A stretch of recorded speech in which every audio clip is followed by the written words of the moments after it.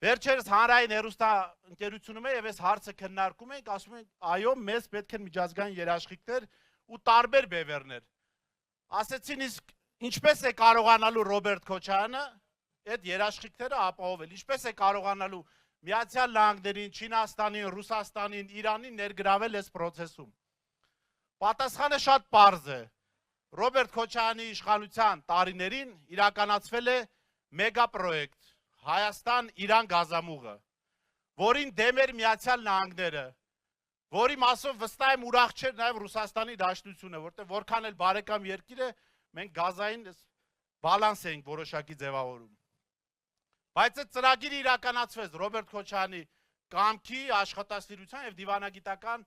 ինչպես նաև թիմի դիվանագիտական հմտությունների շնորհիվ։ Հանրային հեռուստաընկերությունը ամբողջ հարցազրույցից այդ հատվածը կտրել հանել էր։ Ինչի, որովհետև այս մարդիկ պատրաստ են լսել, որ մենք ասում ենք Նիկոլ Փաշինյանը դավաճան է, ստախոս է, բայց երբ խոսում ենք մեր քաղաքական թիմի առաջնորդի արձանագրած արդյունքների մասին, այդ դա պիտի կտրեն, դա պիտի հեռացնեն, որովհետև ժողովուրդը կտեսնի, չէ, կամ կհիշի, տեսնելու կարիք չկա, որովհետև մեր աչքի առաջ է։